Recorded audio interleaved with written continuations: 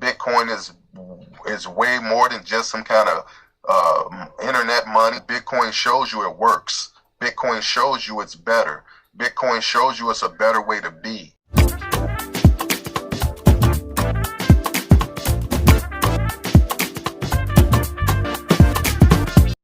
Hello and welcome from Peckham, Southeast London. This is the Genesis Block Education Podcast, and I'm your host, Bitcoin by Mouth. Guys, before I jump into anything, I just really want to thank you guys for tuning in. Thank you for your time, for listening, and thank you for your continued support. So, on to today's show. Today, I have a very special show as I'll be speaking to Bennie Overton, who is an educator, writer, guru on all things Bitcoin and cryptocurrency, and just a brilliant mind. But there's a little twist with this conversation because Bennie is in a unique circumstance where he's currently incarcerated in a US federal prison, having served 8 years of a maximum 17-year sentence. So as a warning, as Bennie is incarcerated, you may hear some noises in the back, you may hear toilets flushing, you may hear people having conversations because he's on the floor, he's on a wing. Today, Bennie and I discuss why Bitcoin is freedom, and on a title like that, there's no better person to really talk to. All I ask is that you come with an open mind, open ears, and just soak up the conversation. So, over to you, Bennie. Introduce yourself. Okay, hey, what's going on, Malcolm? Yeah, Mr. Bennie, thank you for your time. What's going on? We're good, yes, sir. We're good. Yeah, before we jump into all the detail, I'll just give you a chance to introduce yourself to the listeners. Go ahead. Okay, well, my name is Bennie Overton. I'm from the United States of America. And I'm 41 years old. You are. I've been incarcerated for a little over 8 years now, since 2012, and I'm in a federal prison actually. And for the last 4 years, I've been studying and doing a lot of research. It feels like 24 hours a day, on Bitcoin and blockchain technology and cryptocurrencies. And this is some very, very serious technology.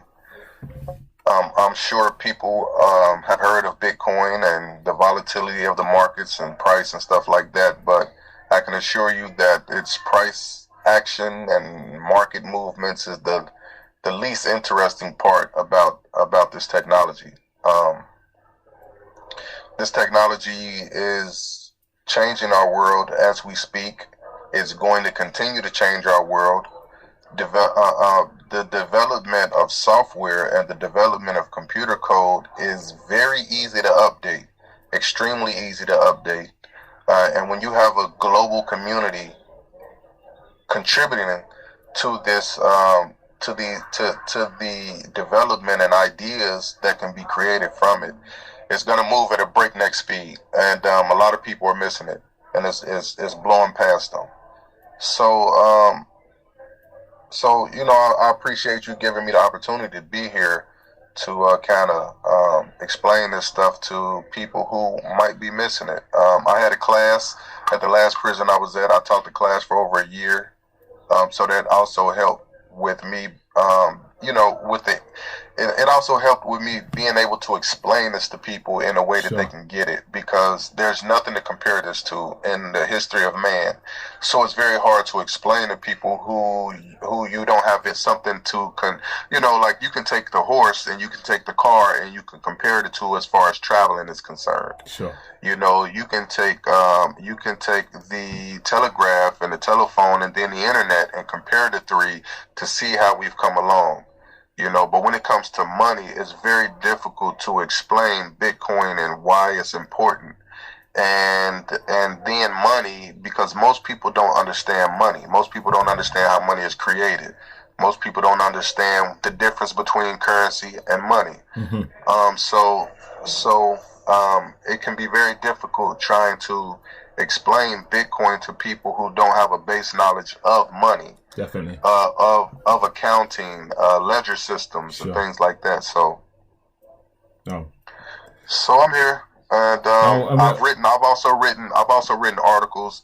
You can go to a website called Block One Daily. Sure. That's Block One is spelled out. One is not the number one. Block One Daily, and you can type in Bennie Overton. I have about 10 or 11 articles that I wrote last year. Sure. For this website. I've also met a lady in the UK about a year and a half ago. She has a website called incarcerateus.com. Yeah. I've also did some articles there, and I did about 5 or 6 phone calls where I'm explaining the technology on the telephone with her, and she actually published those to. They're published on YouTube, so you can type in Bennie Overton and Bitcoin on YouTube, and you can hear some of my voice recordings off the telephone. It's really appreciate you spending time with us and having this discussion. And in terms of all your articles, we'll make sure we put all the links and shortcuts to them in the show notes, so anybody who wants to listen to them can have them at their fingertips. All right. But before we, you're giving away some of your good stuff already, so let's just take a step back. Let's take a step back. So we wanna let's hear about Bennie. Let's hear about Bennie. So tell me about yourself. Where did you grow up? All right. Where you from? Well, I'm from Cincinnati, Ohio. I grew up in Cincinnati. I was born in Georgia, in the Atlanta area, and I've been in Cincinnati my whole life. Sure. Grew up in Cincinnati, and I got involved in the streets very early. Sure. About the age of 11, going to jail, back and forth to jail, and stuff like that. I was always real smart, real intelligent. Yeah. Clearly. I was in the third grade. They wanted to put me up in the fourth. They wanted to put me up in the 4th grade because they did some extra tests on me that they didn't do to the other kids. And come to find out, I had a reading and comprehension level of a 9th grader in the 3rd grade. So they thought it was, a good move to ask my mom to put me up. But she really didn't know what to do. I was living in the projects at the time, me and my mom and my sisters, single mom. Yeah. And, so that didn't happen, but it was an indicator of, of my level of intelligence, I would guess. And by the time I was in the 7th grade, I started getting in a lot of trouble in school. And they called my mom to the school, and I thought I was in trouble again because I was getting in a lot of trouble by then. And they told my mom that school wasn't a challenge for me, and that they wanted to put me up in the 9th grade, but they really wanted to just put me in the 8th to see how I did with the 8th grade material. But they knew I was way ahead of 8th grade material also. So they thought that I really should be at least in the 9th grade. And this when I'm like 12 years old. So they said school wasn't a challenge for me. I was one of the smartest kids they have ever seen. And they said as long as school's not a challenge, I will continue to get in trouble. Right. And that's exactly what happened. I continued to get in trouble, and I continued to disrupt other students in the class, and it just got worse and worse and worse. So can you give a view of what Cincinnati was like in the sort of the late 80s, 90s? What was the area like? Okay. Well, Cincinnati is a okay city. I've been to New York, I've been to Atlanta, I've been to Colorado Springs. I've been a few other places. I haven't left the United States yet. Yeah. But I guess Cincinnati is a decent sized city. The metro area is about 2.2 million people, and it's opportunities, but then again, it's very racist also. Yeah. It's a very conservative. It's ran by conservatives, and so growing up, I lived in the projects. I lived in low income neighborhoods, majority black neighborhoods and stuff like that. So my environment wasn't the best environment for for role models, if you could put it that way. So it was a lot of drug dealers, a lot of street neighborhood groups. I wouldn't call them gangs because I didn't really grow up around no gangs like Bloods and Crips or GDs or stuff like that. And it's just a lot of hustling and stuff like that. So that's what I ended up gravitating to. I started seeing those things as what that's what was cool. That's what people respected. Sure. So that's what I started gravitating to, what people respected. I used to like to go to the library and read books and stuff like that. And but I saw a lot of my friends, they had older brothers and cousins and stuff that sold dope, and of course, they was highly respected in the neighborhood. And so I kind of wanted that same image for myself. It clearly sounds like you were influenced by your surroundings, and also you were not challenged educationally as well. So how real is the school to prison pipeline? Something that we hear about a lot. Would you say that took effect in your life? The prison and school pipeline is so real, and it's so well orchestrated by the designers of this system, man. When I got a little older, see, one thing about me, even though school wasn't a challenge or anything, I've always been thirsty and very, very hungry for knowledge. Yeah. And the main reason, it's not really just knowledge. I just wanted to understand the world, why things were the way they are. Cool. So when you want to know why, you're going to search for answers. Yeah. You see what I'm saying? And a lot of people, they get to a certain age in life where they no longer care about the why.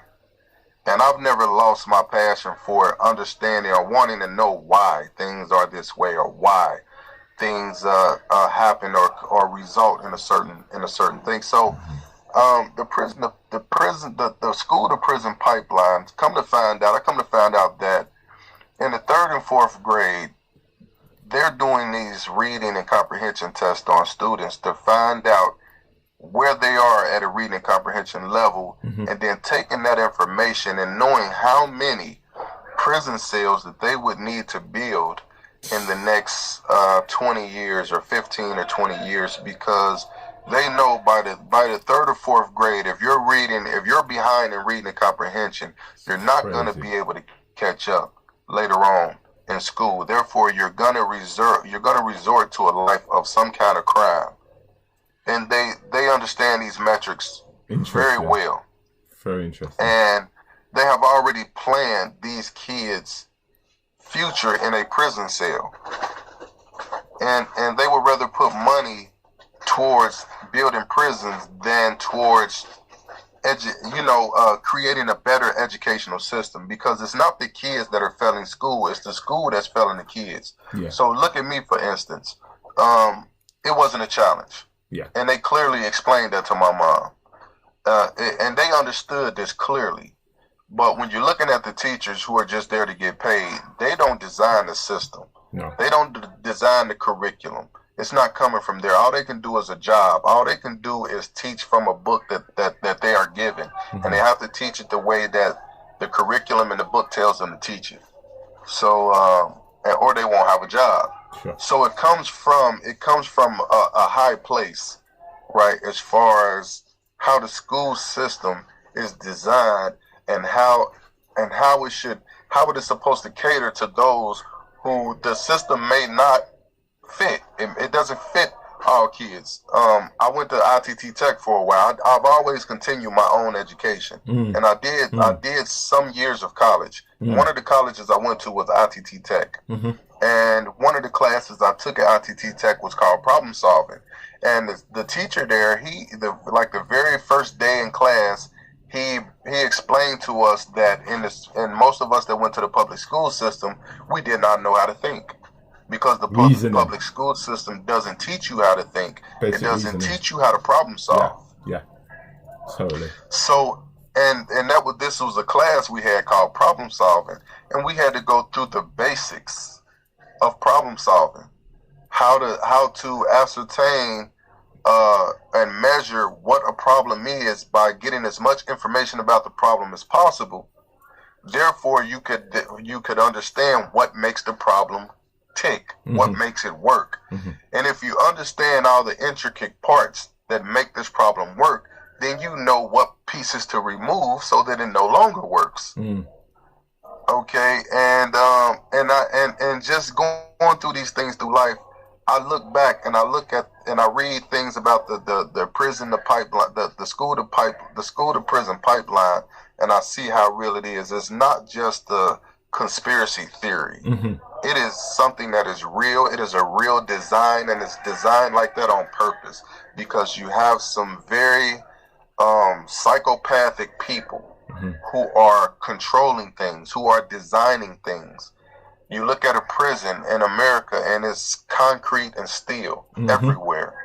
And you go to some of these other prisons over in Germany and the Netherlands, and they have it shaped and built like a community, like a neighborhood, because they're trying to condition these guys to go back into a community and be functional.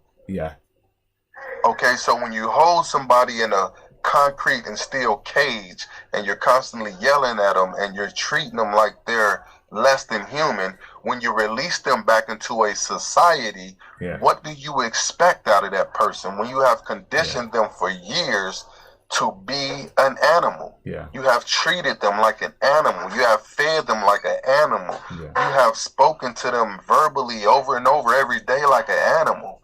And then you release this person into a society and a community, and you expect this person to be functional. That is not realistic.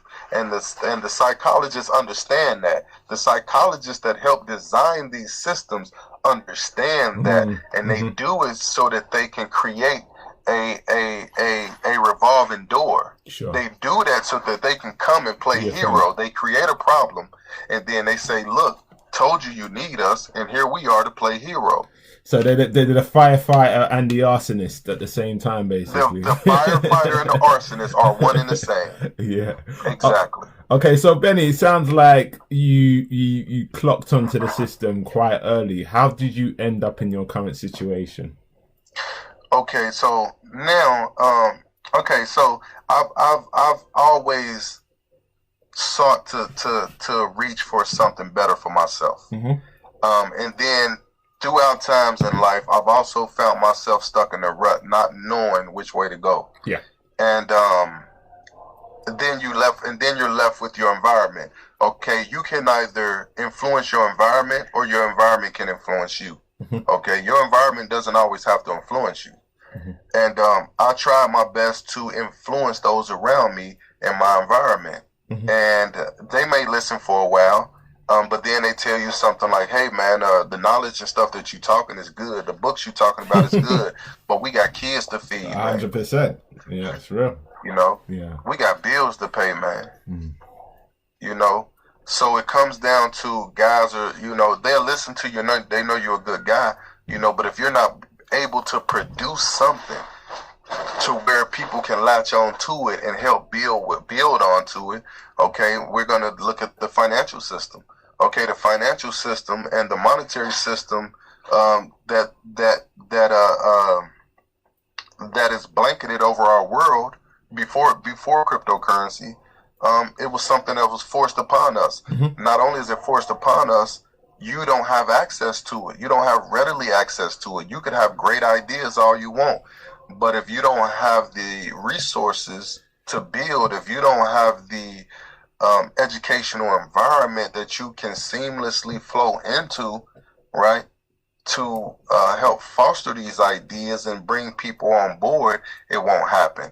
So with me, I found myself stuck, in my environment, not having any resources or access to people or communities, to foster these ideas and great ideas and things that I might have that can make the world better for others.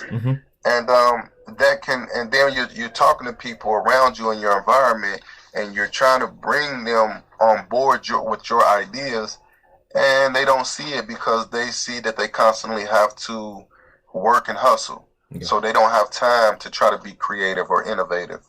Okay. And for a person like me, that literally drove me crazy. Sure. You know, like almost literally nuts. You understand? Yeah. And I found myself frustrated a lot. Mm-hmm. Frustrated with people, frustrated with them, with my environment, frustrated with just everything. And so my house was broken into.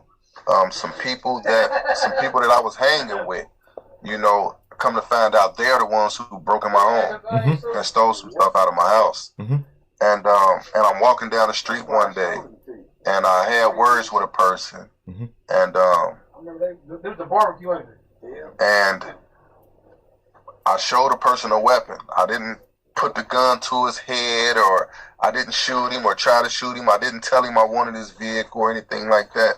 But I did show the man a weapon. I told him if I wanted to be on some bullshit, I could be on some bullshit. The guy jumped out of his vehicle and took off running and yelling. And I did jump in the man's car and took off. And so, if anything, it would have been a car theft. It should have been a car theft.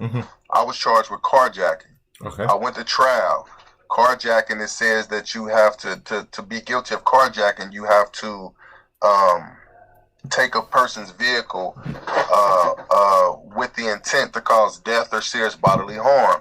These are the things that are necessary to convict a person of this crime.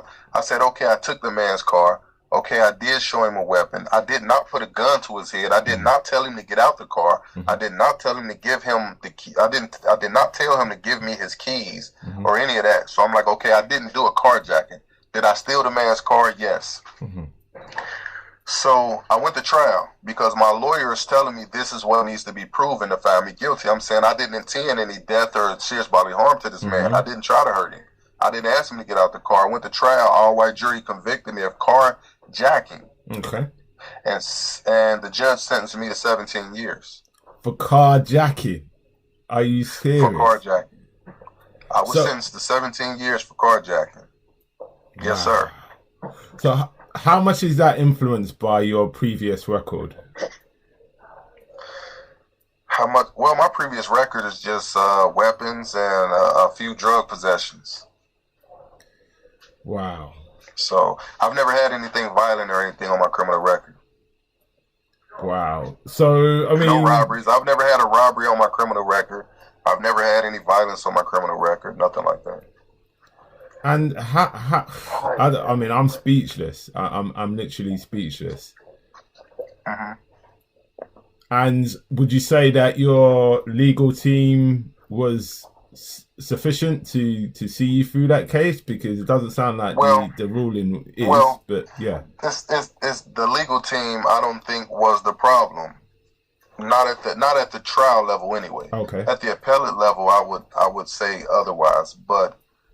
At the trial level, it was the judge and the prosecutor pretty much did all the work together. Whatever the prosecutor couldn't do, the judge made sure he did.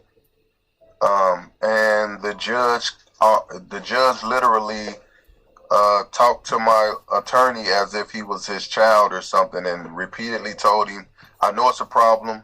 I know it's a problem, but that's what the appellate court is for."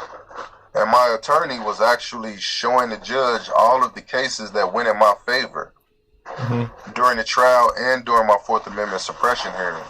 And the judge completely ignored anything that would have helped me. The judge completely ignored whatever it was my lawyer showed him to support our position.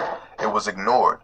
And anything that the prosecutor said, whether it was provenly false or not, the judge chose to 100% ride with the prosecutor, and whatever the prosecutor could not show, the judge pretty much brought it to his attention and said, "Hey, you could just say this." My lawyer is telling the judge, "You can't do that. You can't. Oh, I know it's a problem, Richard. I know it's a problem, but that's what the appellate court is for. You can take it up with the appellate court." So, and then at the appellate level, these claims that my lawyer, that my trial lawyer, the claims that was ignored by my trial, by the judge at the trial, my appellate lawyer brought these to the appellate court. and the appellate court completely ignored them and went along with the rulings from the lower court judge. And I'm saying to myself, okay, that's impossible. It's 3 judges on the panel. There's 3 judges on the appellate panel. And I'm saying to myself, there's no way in the world 3 judges missed these 3 issues. And I'm saying to myself, that's impossible. So that's when it kind of hit me in the chest, and it let me know that the corruption was very high, because there's no way in the world 3 judges can miss the same 3 issues. That's why you have a panel. Is there no appeals process or anything? That is the appeal. That is the appeals process. That is the appellate court. Jeez. The 3 judges on the panel. That's the appellate court. That's the appeal process. So if they ignore your things, if they are corrupt, you pretty much have no chance at all. That's it. That's your chance. The last chance you have is like trying to shoot the moon with a .38 pistol, and that's the Supreme Court. That's the United States Supreme Court. They only accept about I think 98 cases a year or something like that out of thousands and thousands and thousands of petitions every year that come to their court. And, probably 300,000 petitions a year come to their court, and they pick like 98 cases out of hundreds of thousands of cases per year. So that's like trying to shoot the moon with a BB gun or something. And I've been to the appellate court 3 times. I've petitioned the Supreme Court 3 times, and all 3 times they just denied review. Are you doing this alone, or is there a team working with you, or are you literally trying to appeal? No, I'm doing this all alone. I'm doing this alone. No, I have no team. I have no money. I have no lawyers. No, sir. Have you engaged or reached out to the forgetting what they're called? I've written letters to I forgot what they're called. At least 15 different law schools, from Georgetown to the Innocence Project. All kind of law schools. I've written 3 different Innocence projects. One in New York, one in Cincinnati, and another one somewhere else. I've written 3 Innocence projects. They told me they only take DNA cases. They don't take cases like mine. I've written the NAACP. Wow. And I've written the ACLU. They said they only do class action cases that would affect multiple people at once. They don't take single cases like mine. All of the law schools I wrote to, they all wrote back and said they don't take cases like mine. And that was back in like 2014, 2013. Well, 2014, when the appellate court came with their decision, that's when I started writing all the law schools and the NAACP, the ACLU, and I pretty much started firsthand discovering that all of these things were put up for show. They're not real. None of it is real. So stuff they show you in a movie, that one person they show you that gets justice out of the system, that one person they always show you. That none of that shit is real. So just in a nutshell, your view of the U.S. criminal justice system is one that is corrupt. The U.S. criminal justice system is a system of kidnapping. They're kidnapping people from their families, and they are putting them in a perpetual state of slavery. And you have no recourse. You have no real route to any kind of appeal level, any type of appeal. They have 1 or 2 people a year that they show get some kind of justice and they win an appeal, but 99% of people, they're railroading. So therefore, if there's no real law, if you're not following the Constitution, if you're not following your own Constitution and the laws you've written, then that means there is no law. That means there is no Constitution. That means everybody that you got trapped off in these prison systems are kidnapped victims. That's what that means. So just in terms of an impact on your family life and your community, can you give a bit of sort of insight into that? How has it directly impacted your family? Wow. I'm sure you've got a lot to say, but just touch upon. The only person I really have had on my side constantly is my mother. Mm-hmm. And that's it. She's been with me the entire time. Yeah. I have a sister. She's married and she has 2 sons. Yeah. She just finished school about 2 years ago with her master's degree. Yeah. She's been working extremely hard, cool. To keep her life together and to make sure her family is taken care of. Cool. And my mother's been she's pretty much been there, helping me, pretty much carrying this weight for me. Yeah. She's the one been supporting me. She's the one sends me money every week to make sure I don't really need for anything or have to ask for anything or, as far as that goes. I have a son. He's 10 years old. I didn't have contact with his mother with him or his mother for my first 8 years. Wow. I was transferred to a prison where inmates they get phones snuck in and I was able to get my hands on one of the phones for $1,000. Wow. My mother hit the lottery, thank God, and she was willing to pay a guy $1,000 for me to have a phone, and one of the main reasons was I told her, I said that I've been studying this cryptocurrency stuff for 4 years, Ma. I can help us. If I can get my hands on one of these phones, I can help us. Yeah, man. We're going to talk about all of that in a second, man. Yeah, go on.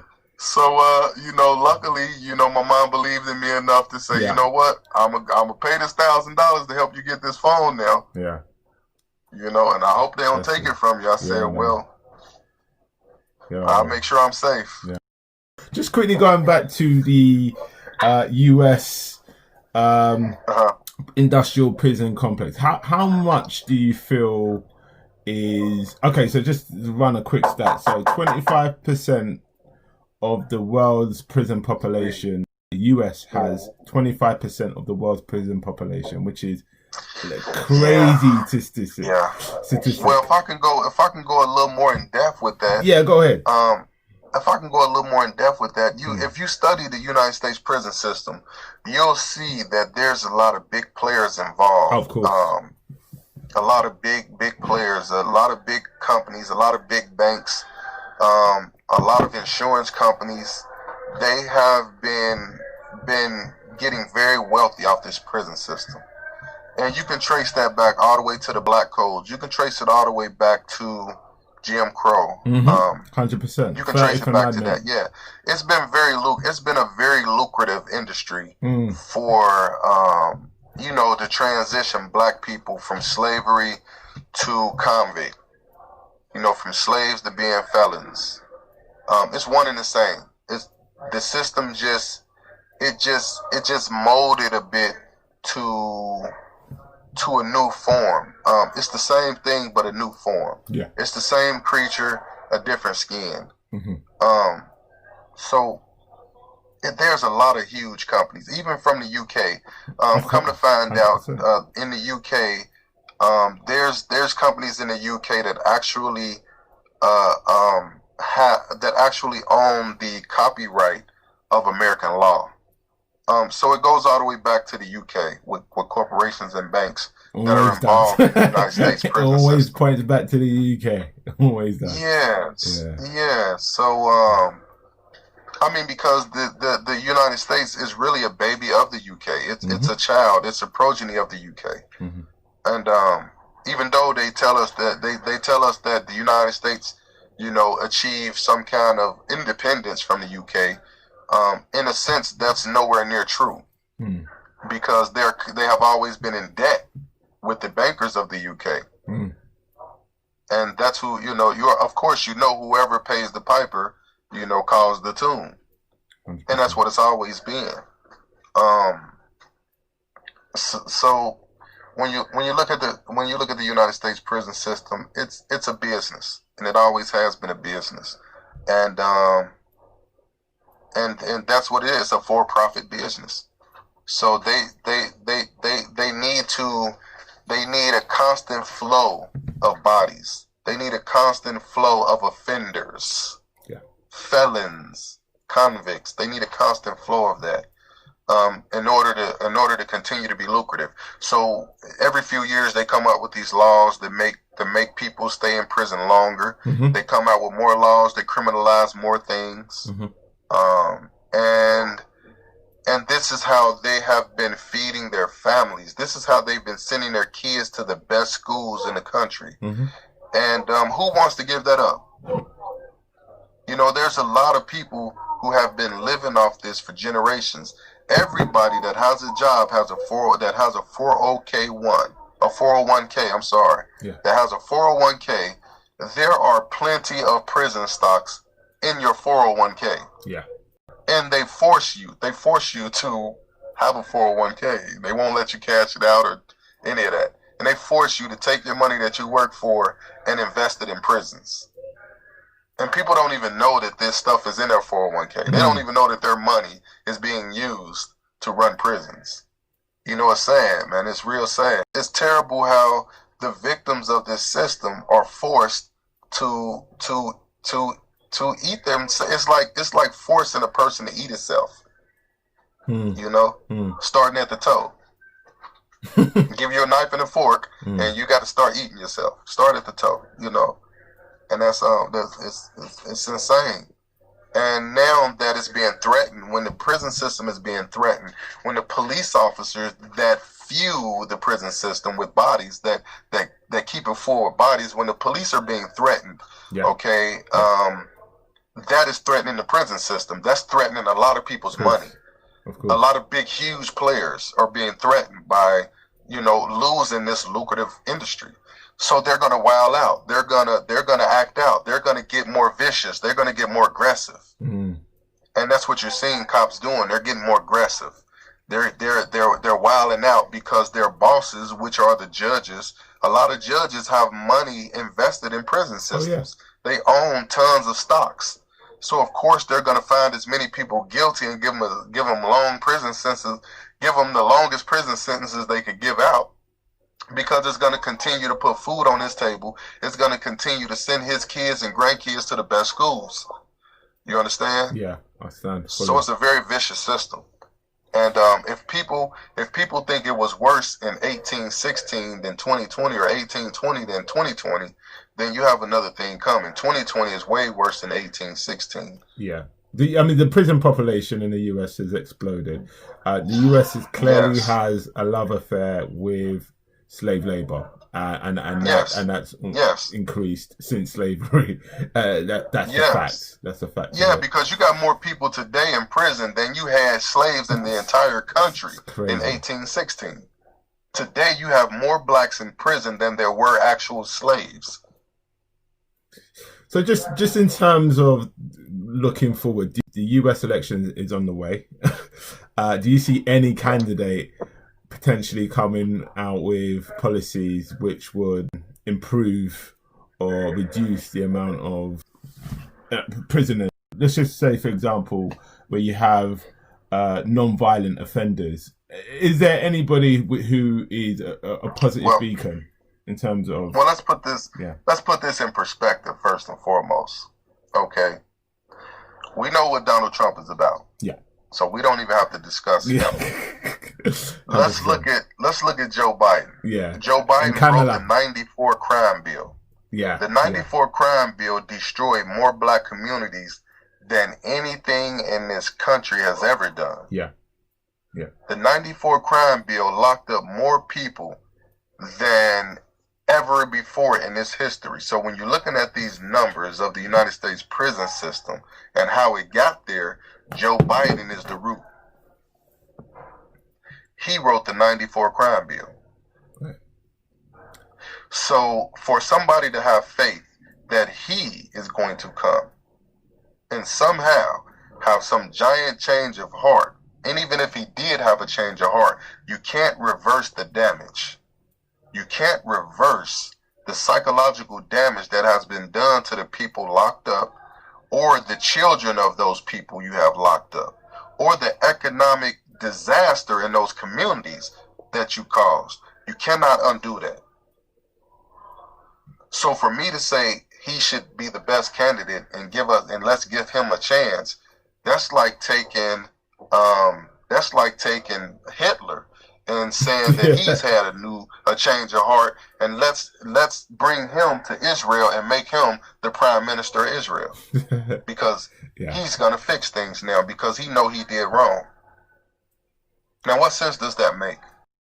And I heard Kamala, I can't even say her name. Yeah. So then you bring a black woman along to your side, and you make the poison a little sweeter. You add sugar to the poison, and you say it's good to drink.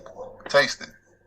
Do you see any hope in this whole system? I don't believe in this system, period, because of what I've witnessed with my own two eyes, what I've experienced in life with this system, with the United States of America. This so-called Constitution that is not real. I've never ever. It's a piece of paper. It's nothing. It's not honored. It's not enforced. None of that. So I don't believe in anything with this system. I don't believe in voting. I don't think it works, especially when you're when they give you two options, which are both poison. I just don't believe in this system, period. I believe in decentralization. I've learned about Bitcoin. I've learned about decentralization. I've learned what it means. I've learned that it can't be censored. I've learned that more people, when they become aware of what it allows them to do and the freedom that it brings, that they will be on board. And now all it takes is for people to realize that that decentralization is bigger than just a cryptocurrency. You can decentralize governance and make it fair. You can decentralize justice. You can decentralize all kinds of things that our society is built upon. And you can make it fair to where it's not a group of racist people or a group of hateful people somewhere who make all the decisions. That is going to change our world. And I don't know if all of these people will have to die off first. Maybe that's what's going to have to happen. Maybe all of the people that do believe in this system that we have today, maybe they're going to all have to die off. And maybe I won't be here to see it. But one thing I know is decentralization is the future. It's going to be. I'm pushing it. I'm trying to teach as many people as possible what it means. And I'm trying to show them that Bitcoin is way more than just some kind of internet money. I'm trying to show them that decentralization, that Bitcoin shows you it works. Bitcoin shows you it's better. Bitcoin shows you it's a better way to be. And that same system can be implemented anywhere in our society to take the middleman away, to take the corrupt leaders and move them to the side because they no longer matter. Do you think Bitcoin cares about what the banks think? Do you think Bitcoin cares that the government wants to track all transactions or tax people or stop you from sending money from one country to another? Bitcoin cares nothing about that. But Bitcoin is a more fair system and it's better, and it brings more freedom to people. It also brings people out of poverty when they realize that if they use this form of money, it will increase in value and make their lives better.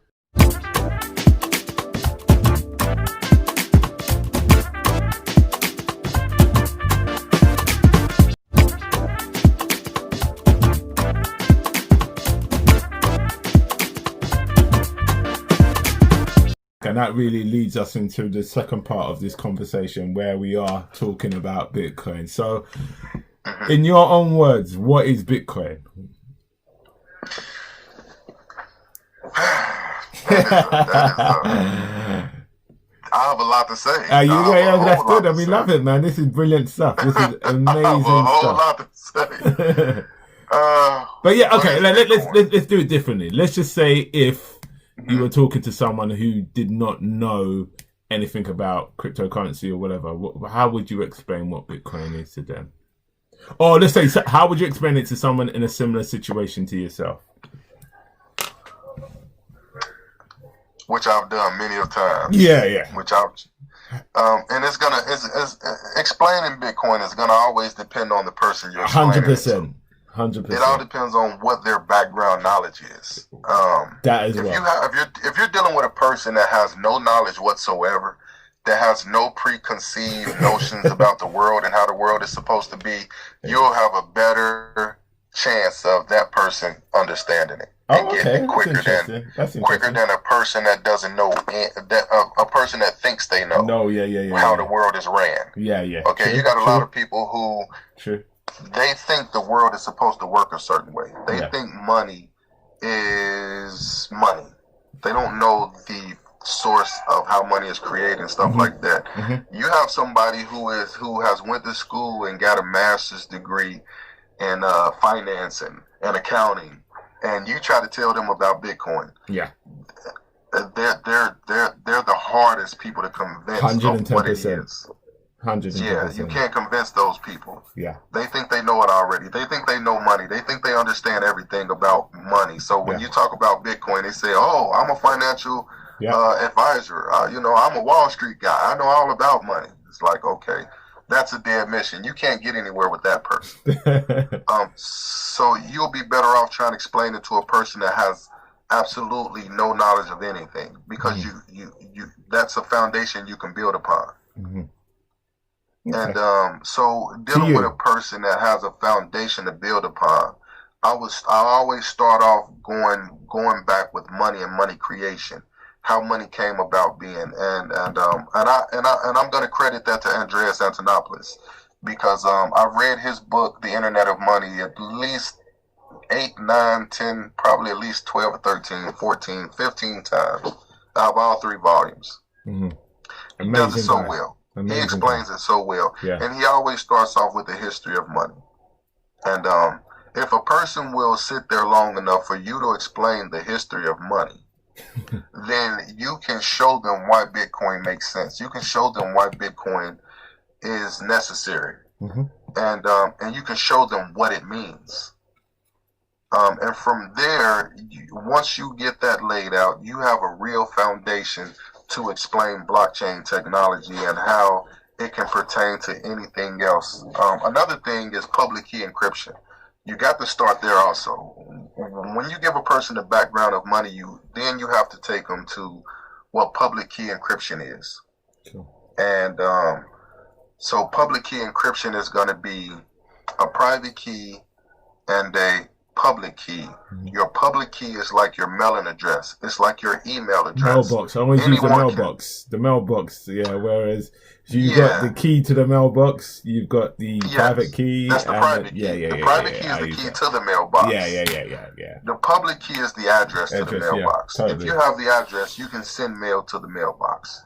If you have the public key, you can open the mailbox. And you can open the front door to the house. So your private key has to stay private. Your public key, you can put it on a blimp and fly it across the sky. You can paint it on every corner in the neighborhood, and it matters not who sees your public key, because the only thing a person can do with your public key is send you something.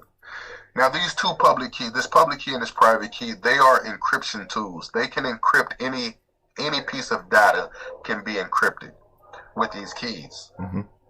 So they have something. So if you do a transaction, Bitcoin is built on this. This is what allows Bitcoin to be Bitcoin. Transactions to be secure. This public key can be used to encrypt a transaction.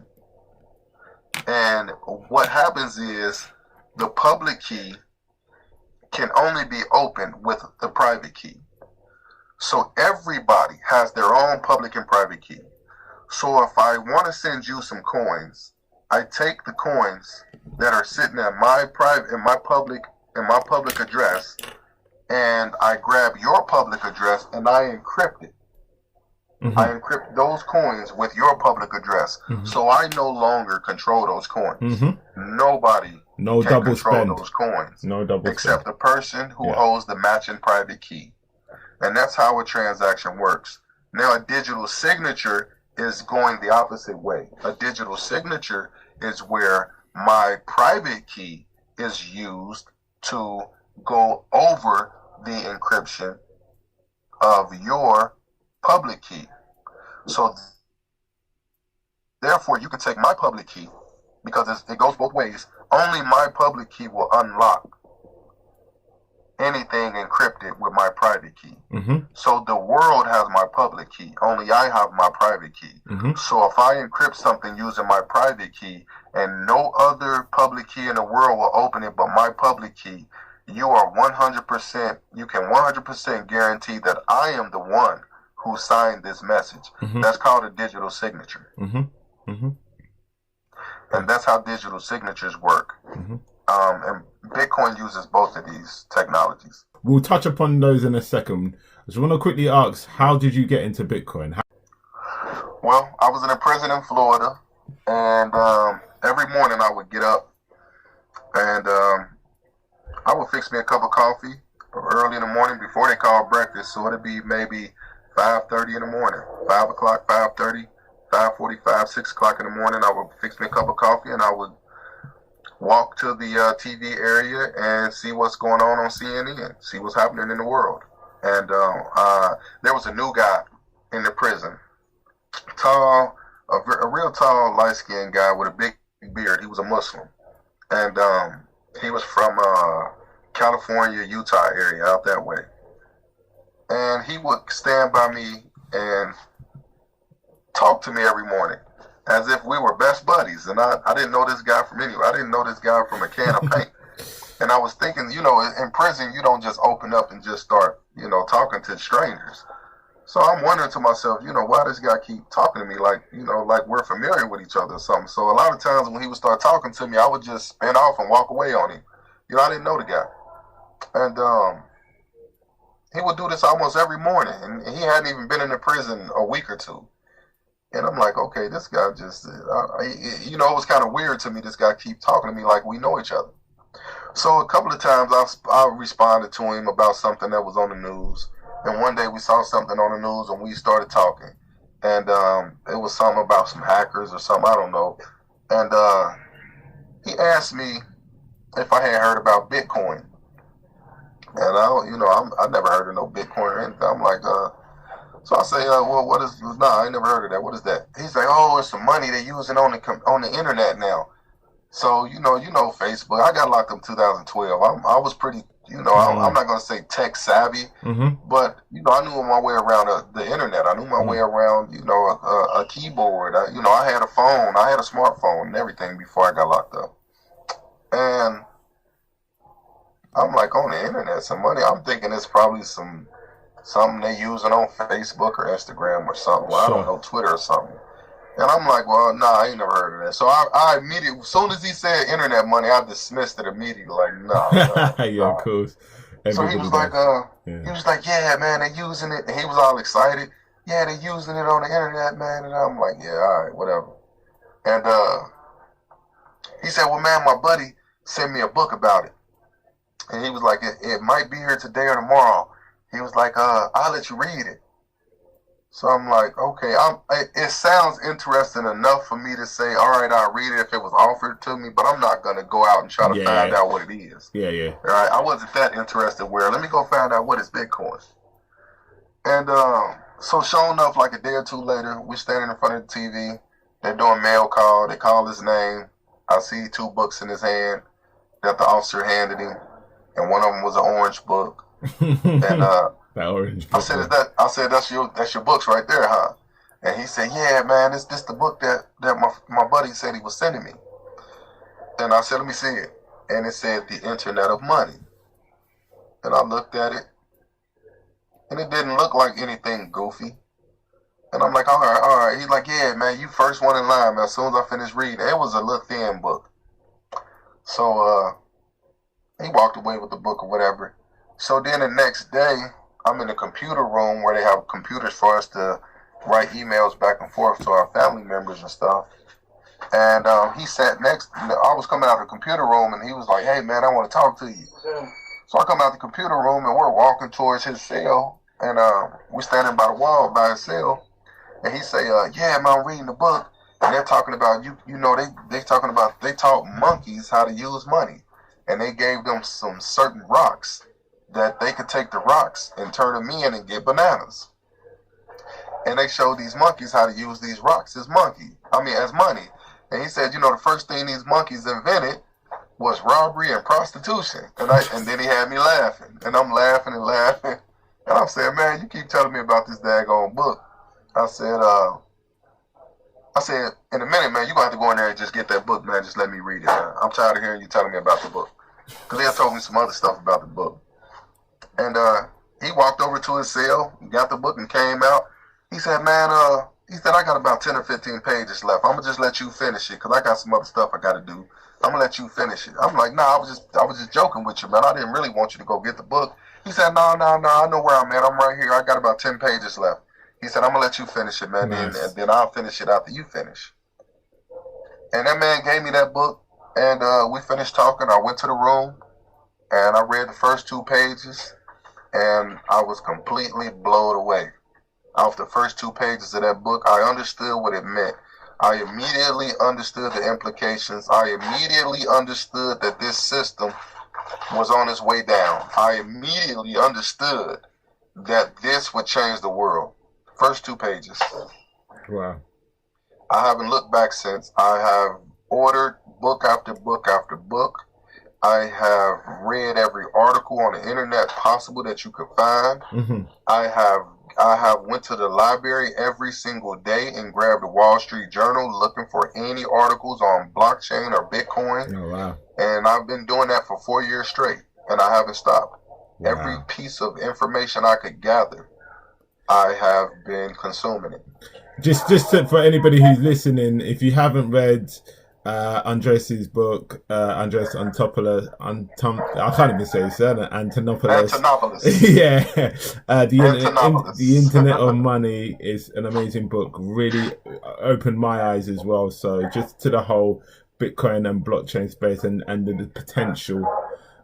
So yeah, definitely go out and grab it. But yes, you're saying basically that book really kind of opened the door to this space for you. That book is what brought me here. That book is what changed my life. That book completely put me on a mission, gave me new hope. Yeah. When I thought this world could never be saved. I understood Strong my first words 2 pages into that book. I understood that this world not only has a chance, but this old world has no chance. The world that we're looking at now has no chance whatsoever. It doesn't have a snowball's chance in hell. And Donald Trump and the things you're seeing, the police killing blacks and all the racist people coming out, what you're seeing is a cry for help. They want to survive. They want to stay here. And they know they're on their way out. Interesting. So just in terms of, obviously, your position, and people who have heard of Bitcoin have often heard it related to criminals. What when people say Bitcoin is criminal money and whatever, what's your view on that? Well, my view on that is it's gonna have to be, you have to look at who's telling you this. Right. The real criminals are the ones telling you this because they're threatened. They have a Ponzi scheme called the U.S. dollar. The U.S. dollar is a Ponzi scheme. Elaborate on that. What I mean by that is that it trickles down from the top all the way down to the bottom, and those at the top, they can manipulate every single dollar any way they want to, and they can make sure their buddies and their friends have as many dollars as they want them to have. Yeah, true. And those at the bottom have to scrape, and they have to fight, and they have to hustle to try to get just a few dollars. And those at the top, they have more than everybody at the bottom put together. Yeah. So it's a Ponzi scheme because you have to keep bringing people in for it to work. And the minute people stop coming in, it's like if you look at the Social Security system in the United States, the minute the people who are paying taxes today to put money into the Social Security system, they are paying for the old people now, people that are old. Yeah. But there's nothing for them when they get old. That's a Ponzi scheme. Mm-hmm. Because the people who are last in, they get left out to dry. They get left out to dry. Yeah. And the U.S. dollar and the banks are doing the same thing. They control everything from the top. They ask everybody at the bottom to do all of the work and to pay the taxes to try to repay the Federal Reserve for the bonds that they issued. So it's a pyramid scheme.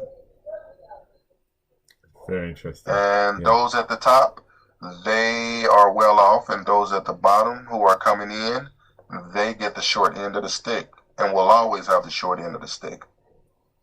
So how Bitcoin obliterates that?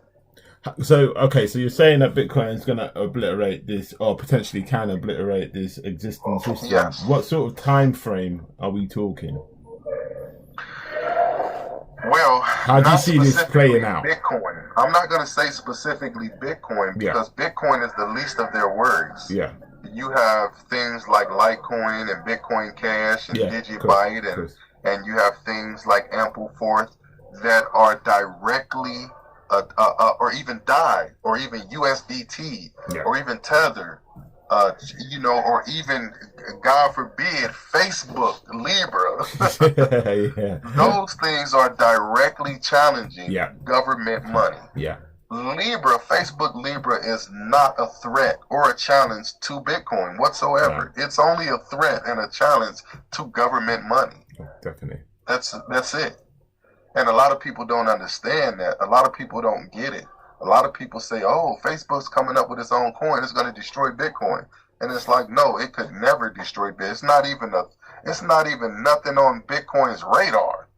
But what it is on the government's radar. Because Facebook has over 2 billion users. And if you have 2 billion users that can use some little fake Facebook money, and they can transfer value anywhere around the world without MoneyGram, without Western Union, without US dollars, well, again, that's one more reason that nobody needs the US dollar anymore.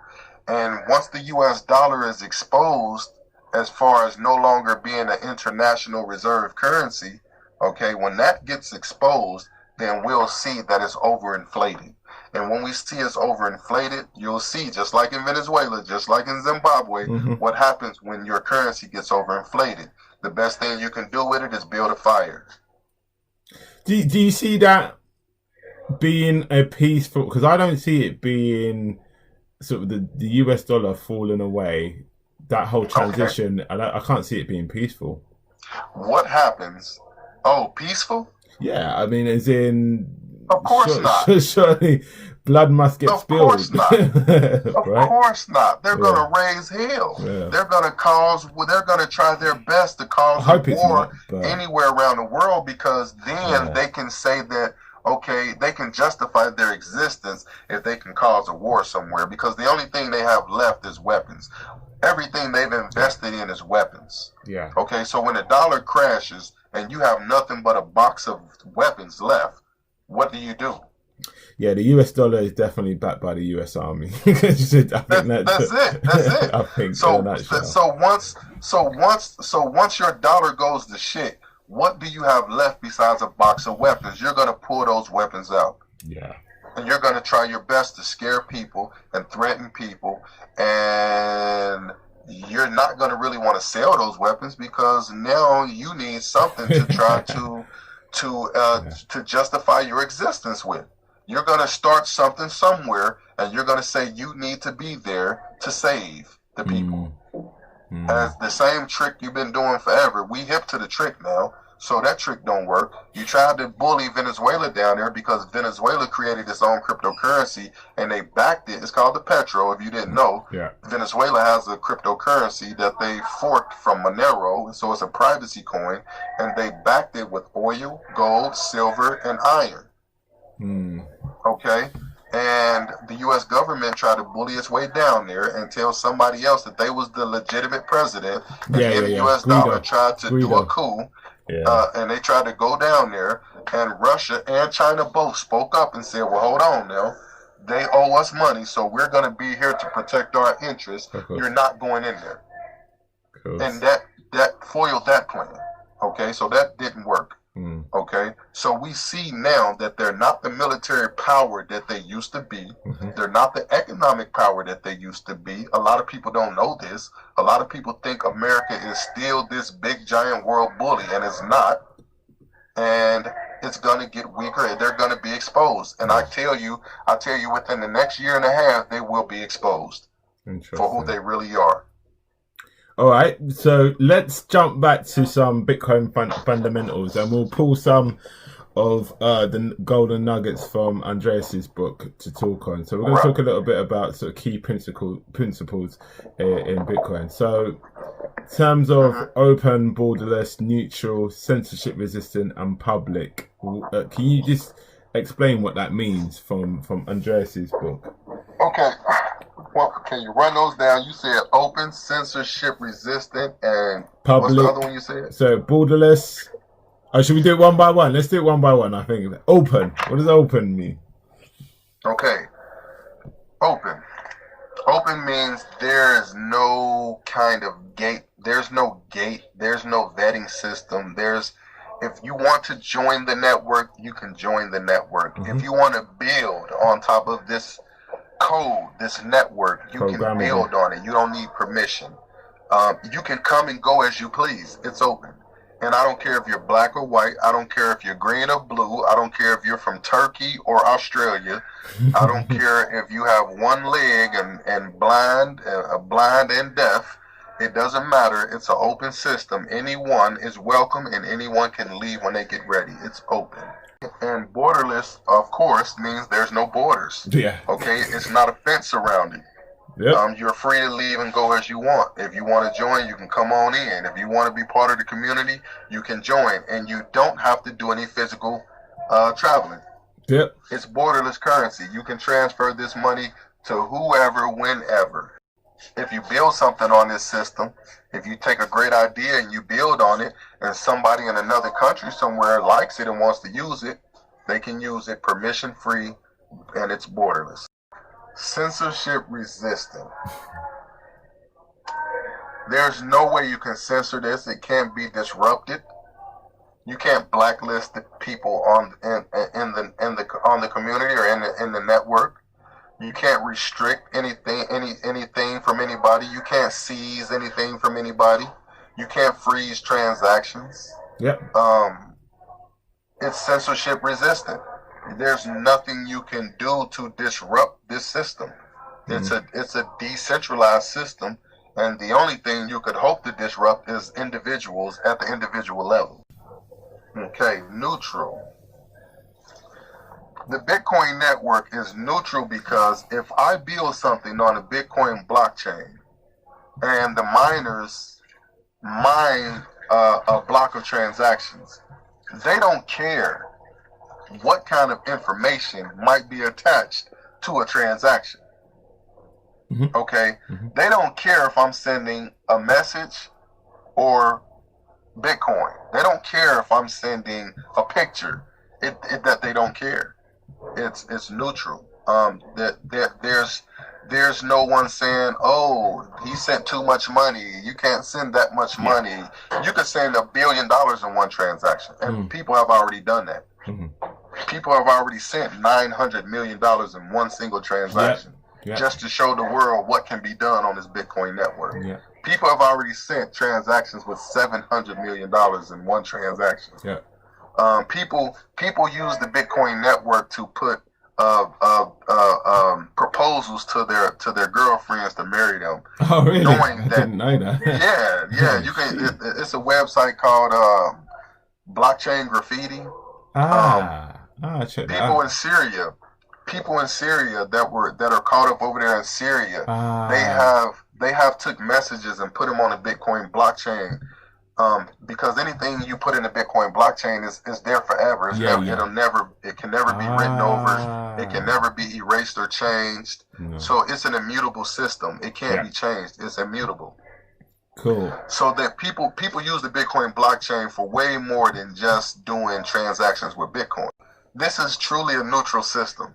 If you want to attach something to a Bitcoin transaction, all you have to do is take a few Satoshis and you can attach a picture. You can attach anything. Yeah, you're right. Yes, and they're gonna mine it, and it's gonna be mined into the blockchain, and it'll be there forever as long as that blockchain is in the world, on some computer somewhere on this planet, or in the sky, because they also have satellites up there that hold the Bitcoin blockchain also. So as long as there's a computer or a satellite somewhere with the Bitcoin blockchain downloaded to it, that information will be there, able to be seen by anyone with a block explorer. And the final one, public. Okay, public. You have public and you have private. Bitcoin is a public blockchain. And so that means anyone, again, this goes back to open, anyone can join. Anyone can also take a block explorer, like I just said, and you can view every single transaction that has ever happened in Bitcoin history, all the way to the very first transaction ever done. You can see exactly where every piece of a Bitcoin sits in a wallet. It's public for anybody to see, for anybody to validate, for anybody to verify, for anybody to audit.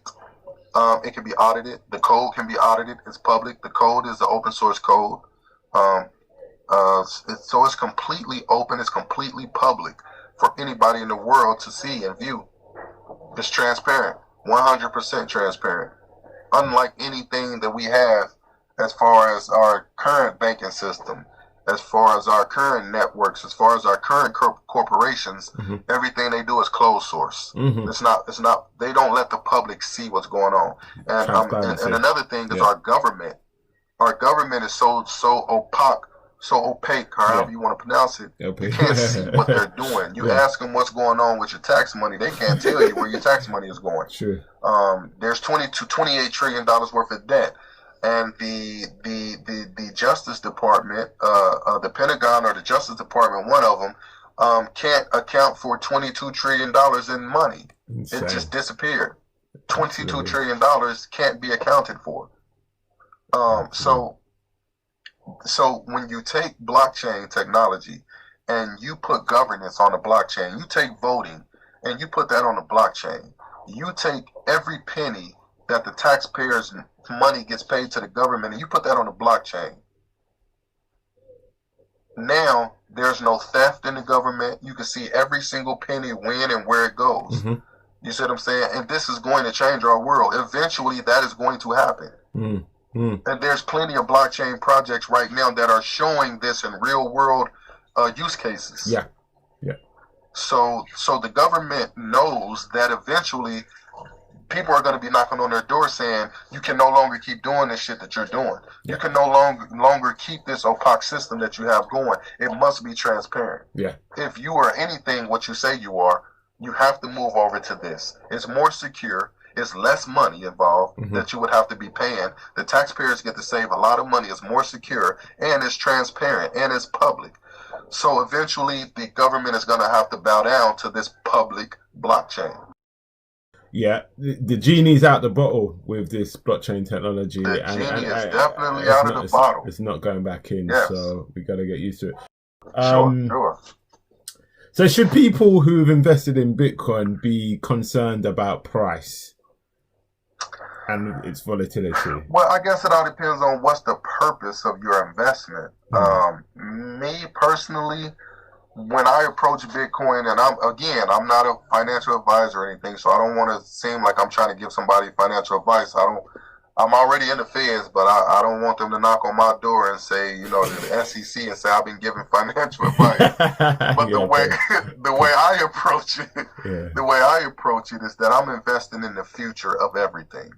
So when I find these good projects that are creating these things that I know are going to reshape our world, right? I want to invest in those things, and I'm going to put money into those things, and I'm not going to pull it out. I don't care what the market does. I don't care if it's up 50% today and down 30% tomorrow. I don't really care because I'm invested into the future. Now, for traders, people who do day trading and things like that, I mean, of course, they want to be concerned about the price action on a day-to-day basis, because they're trying to get a small profit quick. They're trying to get a quick profit. They're trying to make a quick dollar. You see what I'm saying? Yeah. And my aim is to exit the dollar. I don't care about a quick dollar. I'm trying to exit the dollar completely. Because I know the quicker I exit the dollar, the quicker I stop empowering the person that's oppressing me. Because whenever you utilize the dollar, you're empowering the oppressor. The more you use U.S. dollars, the more you empower the oppressor. So my plan is to exit the dollar and to convince as many people as possible. Exit the dollar. The dollar has no future. If you stay in the dollar, you're going into the lake of fire along with the dollar. The dollar is on a slide. You ever seen a slide at the playground that the kids slide down? Yeah. The dollar is on a slide that's headed straight into the lake of fire. I do not want to be riding that dollar bill. I want to be on riding a Bitcoin or a Chainlink or a Chain X coin, or I want to be riding a cryptocurrency into past the moon, past Mars, on our way to Jupiter or somewhere. So I don't want to be in the lake of fire. So I don't want anything to do with the U.S. dollar. So would you say that your view on the U.S. dollar is consistent with all fiat currencies? So you're talking about any fiat currency for the country, just the U.S. dollar? Eventually, I'm going to say eventually yes, because there's not a fiat currency in history that has not failed. They have all failed. 100% fiat currency has failed. There's not one example of a fiat currency in the world history ever being successful. It always ends up overinflated.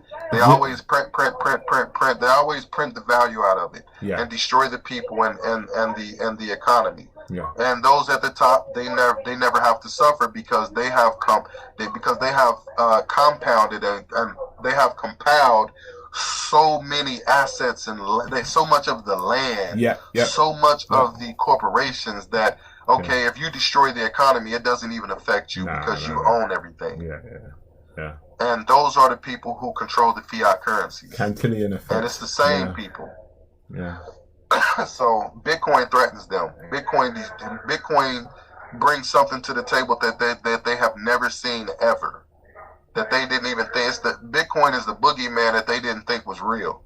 Bitcoin is the unicorn that nobody thought was real. So just in terms of Bitcoin, what do you see it as? Do you see it as peer-to-peer electronic cash, or do you see it as a safe haven asset, like or savings technology, as I tend to call it? What do you see it as? Or is it just different things for different people? For different people, it can be all of those things. Right. Okay. If they know how to use it. Right.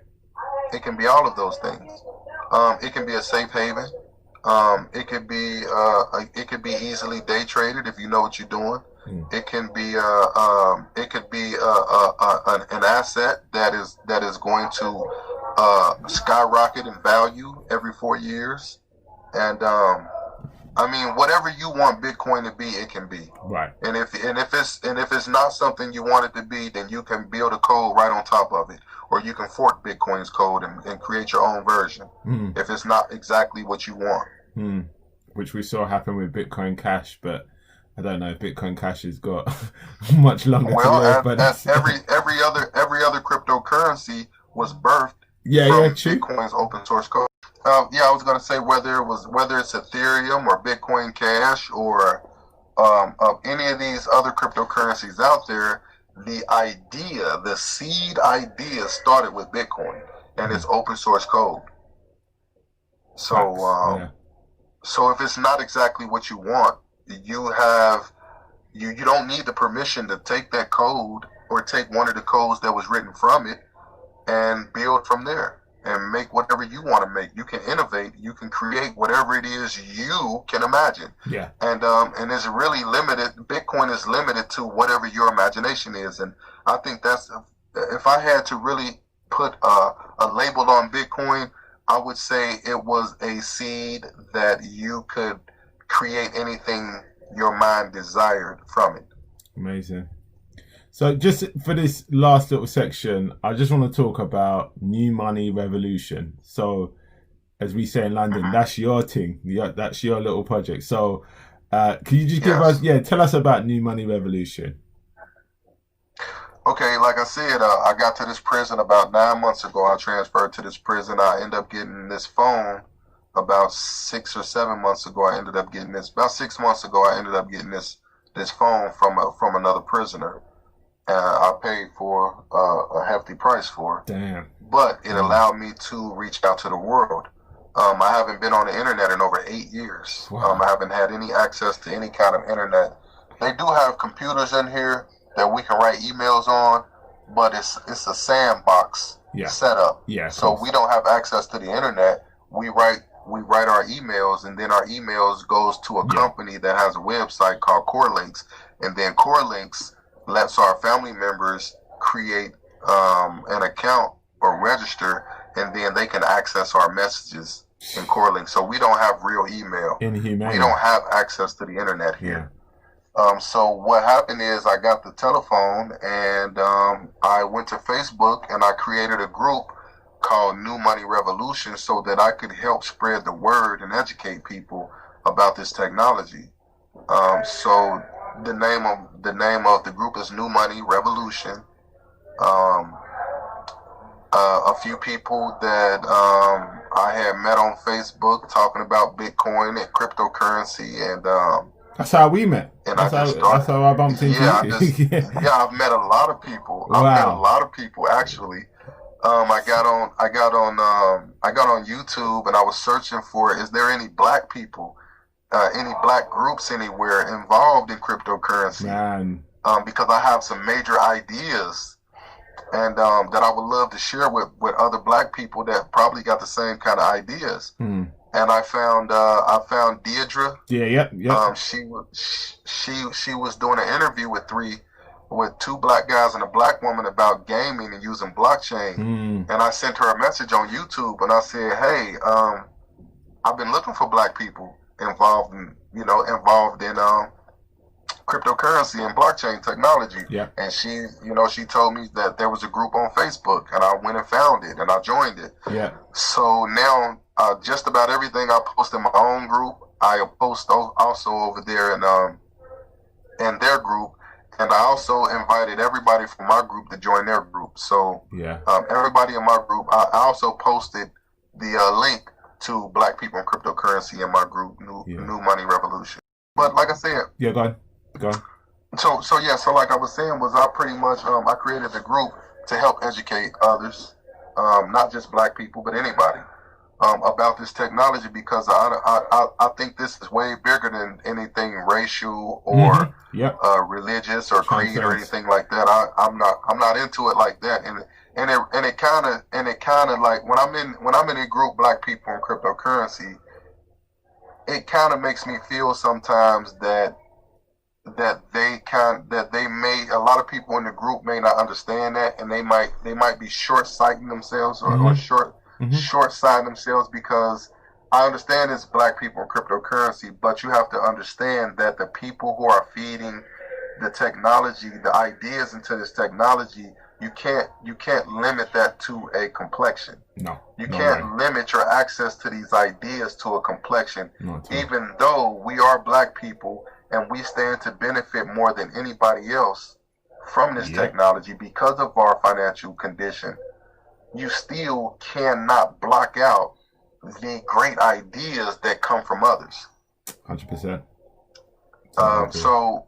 So even though I love the group Black People in Cryptocurrency, I don't want to see, and I haven't seen it, but I just hope that they're not eschewing and that they're not blocking information that might be coming from someone that's not black.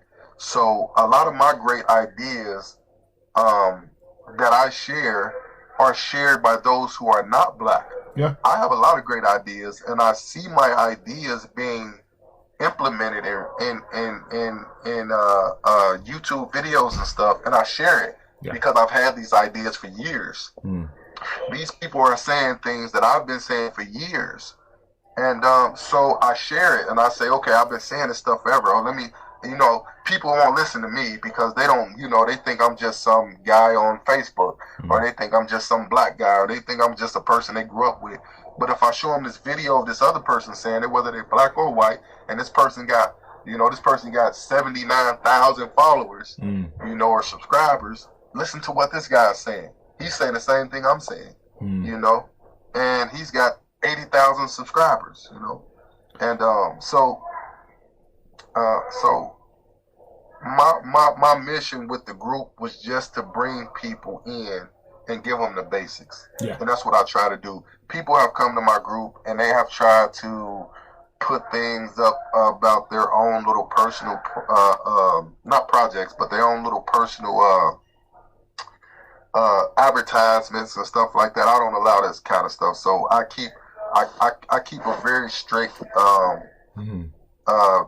I keep it very strict on what I allow to be posted in my group. I have to approve anything that's posted in my group because I don't want. I want to keep confusion down. Especially with the people who are new to cryptocurrency. They already don't know anything about anything. And the last thing you want them to do is be confused by somebody coming talking about price actions and day-to-day trade and all that kind of stuff. I'm not letting that kind of stuff be posted in my group. I want to stick to the basics. And I want to stick to the history of money and stuff like that to help a person understand what this technology means. Sometimes I'll post something like, Bitcoin is pumping up. It don't went up in value today or something like that. But other than that, I stay away from all of the day trading and the price actions and stuff like that. I pretty much talk about the technology and try to stick to the basics and answer. I've told people post, ask questions, but a lot of people in my group, I'm gonna be honest, they're just not participating. I don't understand. I don't know. I ask other people to post. No. Just before I talk, shout out to Deirdre because we've got Deirdre. She's going to do a call with us as well, similar to what you're doing as well. So looking forward to that at the end of the month. So we'll just get her view on it. But you're right. It can be challenging, especially with new people. So when I have new ideas, I normally go to my family. And if I can get some of my family up the knowledge curve, then I'm quite confident that I could go and talk to anybody else. But you have to really keep the message basic, and you have to really put it in words that people understand. So all of this price action and, as you say, day trading, it can be too much for people. So you just got to be careful for that. So just in terms of your peers, the people that you're talking to inside, let's say, prison, how are they finding the idea of Bitcoin? Is it something that is a bit beyond them, or is it something that they how hard is it to share this message? Well, getting on the phone and trying to convince a family member and talking to a guy in prison about Bitcoin is pretty much, there's no difference. Again, it depends on the person's background knowledge. It depends on it depends on the person. I have reached quite a few people in prison, but many more I was not able to reach. I've reached quite a few people, but there's many more that I was not able to get them interested or understand why it was important or even just to be interested at all. So that more deals with the individual. Some people you just can't reach, and you're not going to be able to reach everybody. But maybe you've planted a seed, and later on down the line, they're gonna see it. Yeah. If you go to Block One Day, I wrote an article called I titled it Bitcoin 2020 to 2021 is going to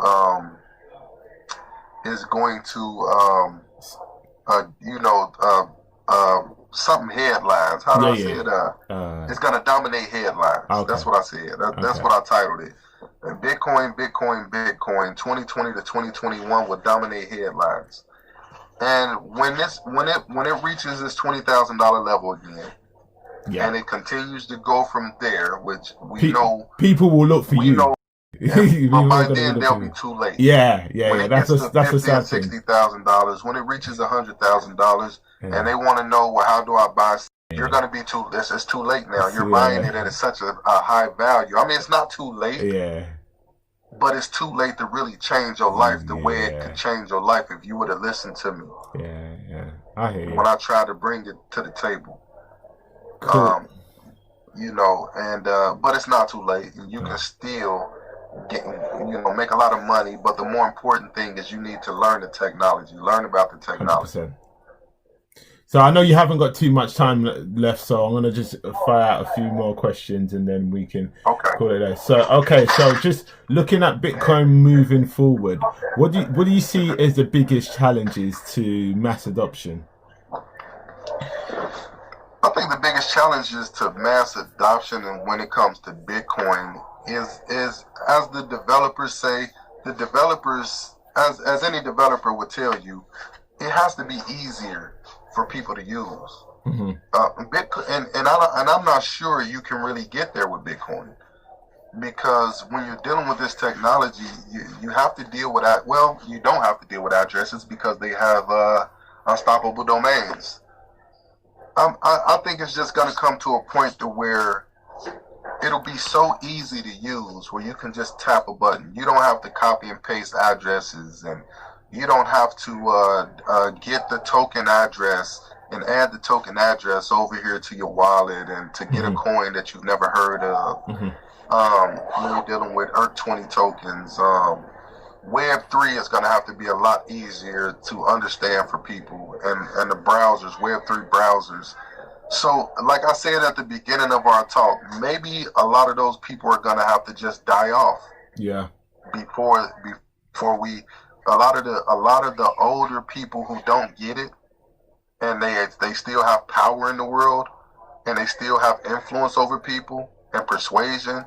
I think maybe it's going to have to come to a point where most of them are just going to have to die off before we see any real world adoption. And when I say real world adoption, I'm speaking of the technology. We can have a real world adoption of the currency, or the Bitcoin as a reserve currency. We're already seeing that. When you see banks and corporations trading all of their fiat reserve for Bitcoin, I think that's about as close to mass adoption as you can get. It might not be the normal people and the masses using it, but when you have major institutions and corporations throwing away their fiat and putting this in their reserve, I think that's a sign that we're pretty much at or on our way to mass adoption as far as the use. MicroStrategy in the last 2 weeks, who purchased 250 million worth of Bitcoin. Of course, and that was their entire cash reserve. 30% of their company's worth. Yeah, that was their entire cash reserve, and then we had another fund. A hedge fund manager that just dumped a lot of their investment directly into Bitcoin. Then you have there was another story this past week or two. It's happening. Yes, I mean, and we already knew this. People that know this technology, people who understand Bitcoin, really understand Bitcoin. You knew this years ago. You knew this day was coming years ago. And a lot of people who know Bitcoin, they'll tell you, first they're gonna laugh at you. Then they're gonna talk about you. Then they're gonna fight you, and then they lose. We already knew this day was coming. This is the day that's showing you that they lose. You either get with it or you get rolled over. So anybody who really truly understands this technology see where we're headed. It doesn't take a genius. You don't need bifocals to understand what this technology means. It's very easy to see where we're headed. But for a person that's just looking at price action, and a person that just thinks it's about, all these cryptocurrencies is being created and they're not backed by nothing, and it's you're just joining the Bitcoin bandwagon because you think it's going to be money one day. See, those kind of people, they don't get it. They'll never get it. They'll never understand it. But the people who truly understand decentralization, peer-to-peer transactions, and networks, people who truly understand what these things mean, it's not difficult to see where we're headed. It's not difficult to see that this is going to completely change government as we know it. Okay, so on that note, I'll lead into my next question. What are your predictions for the next 5 to 10 years for Bitcoin? Wow. And this space? First and foremost, Bitcoin's price by the end of next year will be above $400,000 for one coin. Wow, that's just big numbers just talking there, you know, Benny. But that's nothing new. If you look at Bitcoin's price action, let's look at the price action and value over its last 2 halving cycles. Okay, the first halving cycle, it went from $34 to $1,124. Okay, that's an increase of over 9,000%. Yep, facts. Now let that sink in. Yeah, 9,000%. Matter of fact, let's go to the Genesis block when Bitcoin was worth nothing, January 3rd of 2009. And the very first time it got any value was when a guy on a forum sold another guy 2 large Papa John pieces for 10,000 Bitcoins. That was on May 22nd of 2010. Yep. Nearly a year and a half after Bitcoin was created, it was worth 3/10 of a penny. If you take 10,000 Bitcoins at 3/10 of a penny, that gives you a value of about $30. Yeah. That means each large piece was about $15 a piece. 2 large pieces. 3/10 of a penny. If you look at the 3/10 of a penny to the $20,000 Bitcoin we saw in 2017, that's over 800 million% increase. That is over 800 million% increase. It's insane. That is completely insane, but it's real. We Yeah. saw it happen. It's like the pyramid in Giza in Egypt. Nobody can understand how that thing was put together, but we can see it. It's there. It happened. It happened. It happened. We don't know. We can't explain it, but it is sitting there. It happened. Yeah. So you look at the very first halving where it went from $34 to $1,124. That's a 9,000% increase. Yeah. And you look at the second halving when it went from $650 to over $20,000. That's over a 4,000% increase. It repeatedly is doing these retarded jumps every 4 years based on the issuance. Now, one thing you got to take into consideration is that we didn't have institution investors. We didn't have these easy on-ramps like Cash App. We didn't have these things in 2013. We didn't have these things in 2017. So now we have these easy on-ramps in 2020.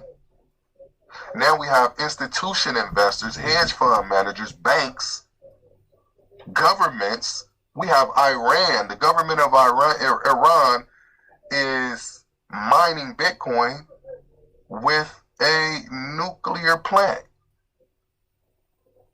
Wow. And just to add to that,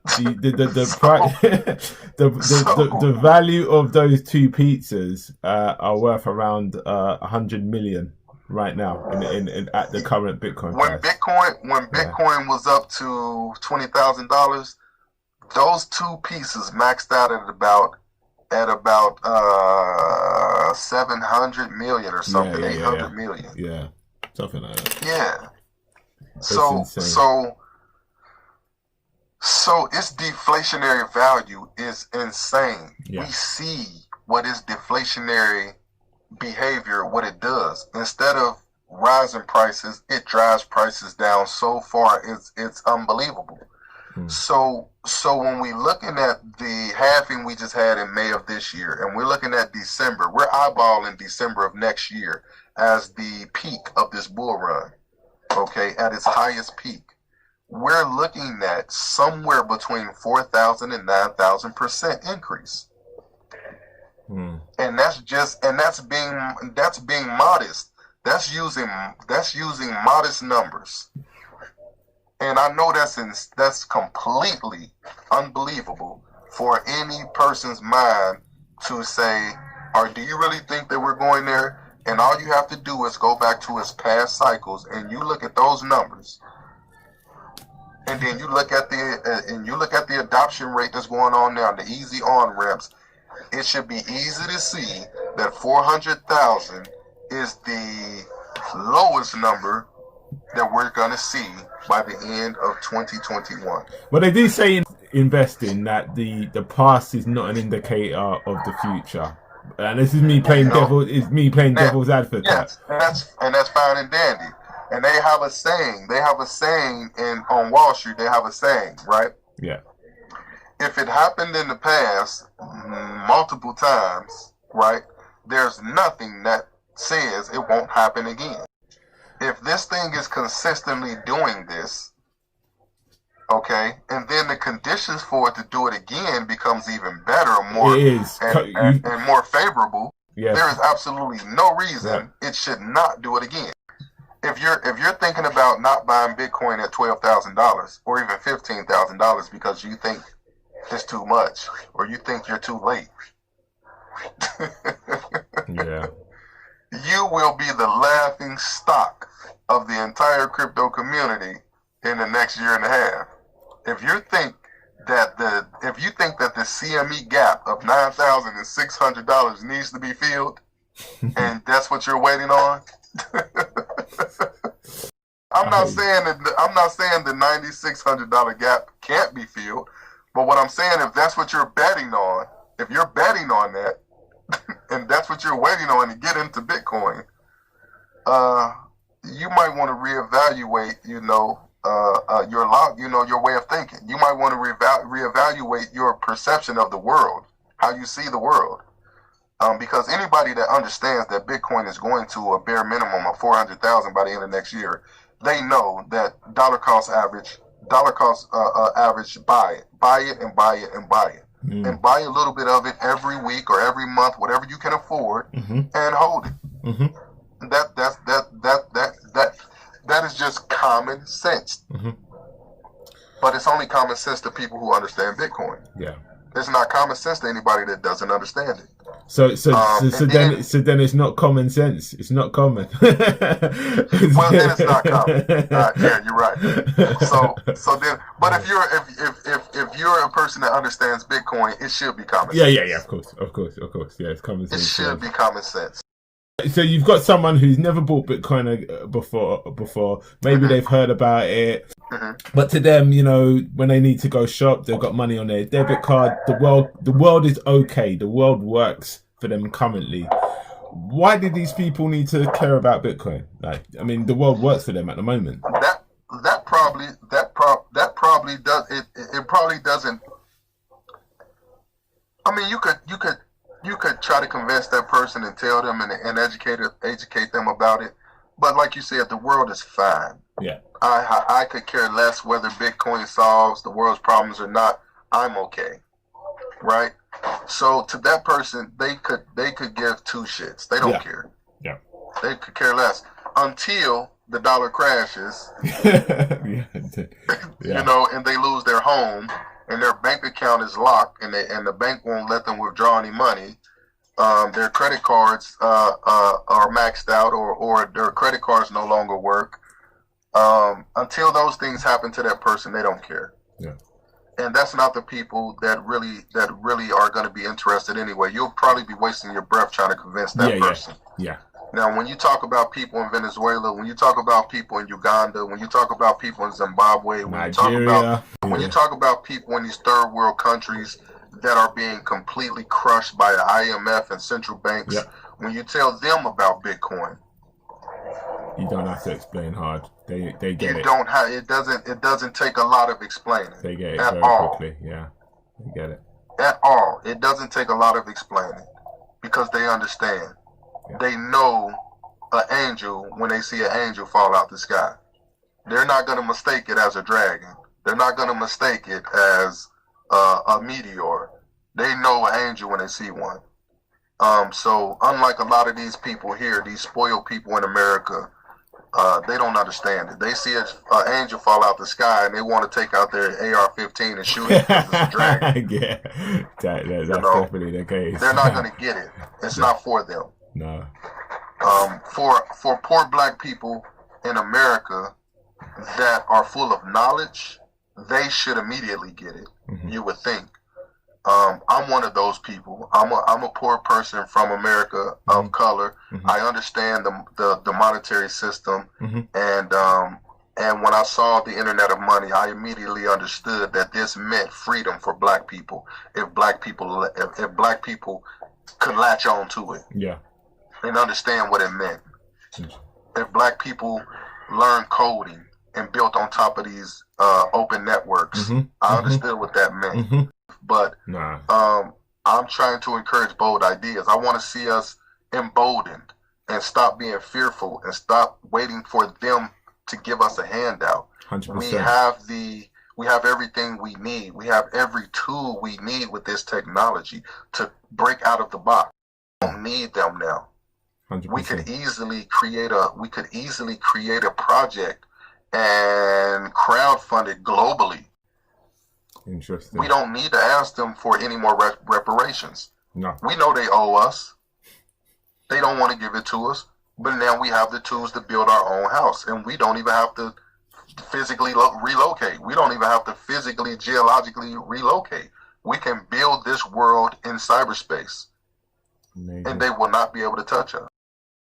Just for someone who is new to the space, what would you say is the first 3 things they should do on entering this space?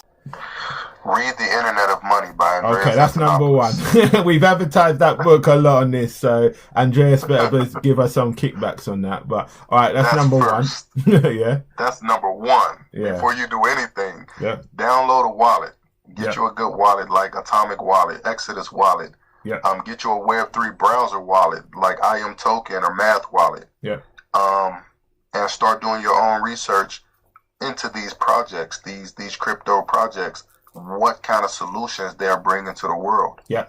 And make sure you buy some of these coins so that you can financially reap the benefits of being an early adopter. Yeah. I will give you some suggestions.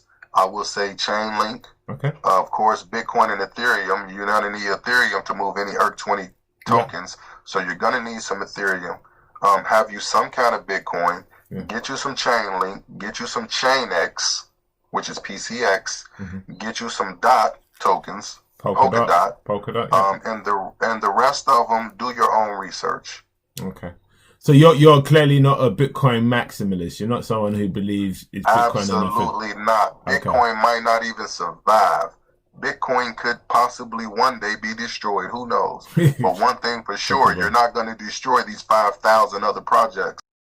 And then the final question is more to say, if people want to hear more about Bennie, people want to read some of the bits that you've written, where can they go and find and hear more from you?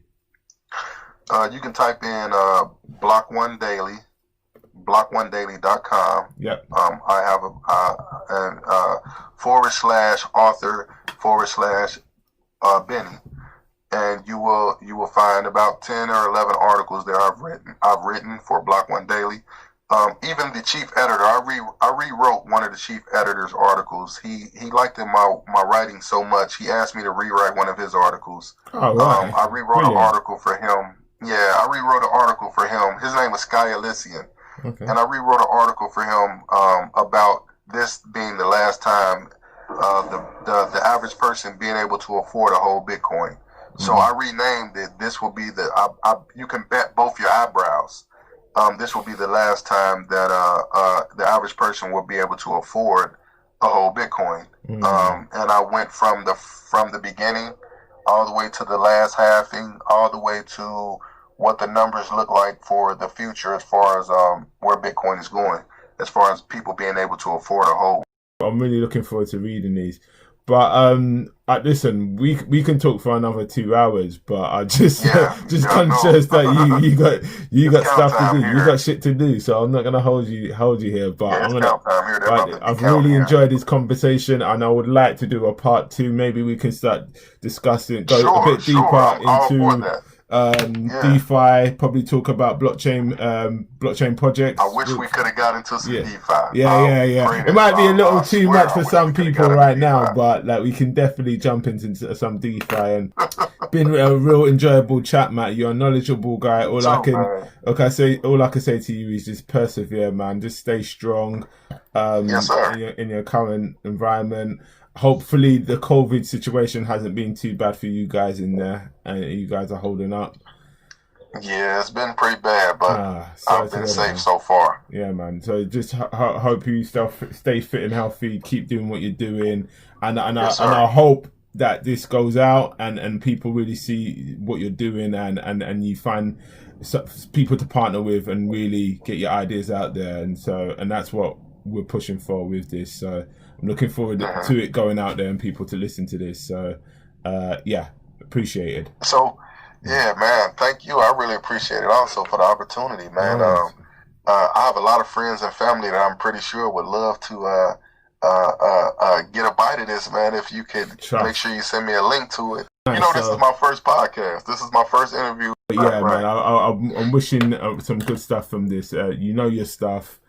Let's keep in contact, bro. Like I said, man, I really appreciate having this opportunity, man. Thank you very much. Same with you, man. Same with you. Okay, yeah, that's it, bro. So I'll leave you to it, and you have a beautiful rest of your day, man. Appreciate it. All right, take care, man. All right, take care, bro. Enjoy. Nice one. Wow, what do you think?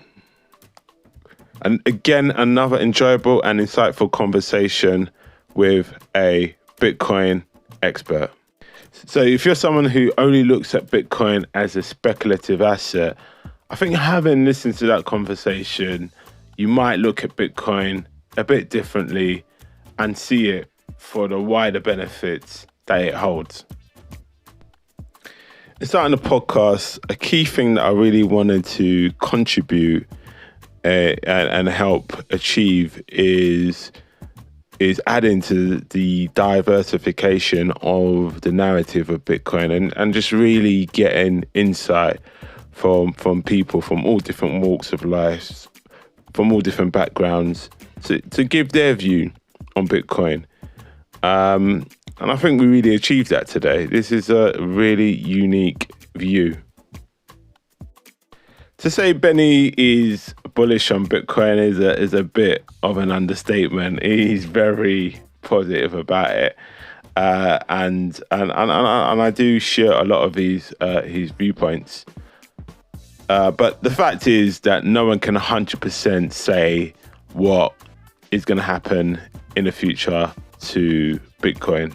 We're all in one way or another speculating. Some of us have quite accurate models which we base our speculations on. Some are speculating on a whim. There's no guarantees out here, but all we can do is really just go with our instincts. And I think when you talk to Benny about Bitcoin, he does fill you with assurance that you are doing the right thing. You are investing in a better future.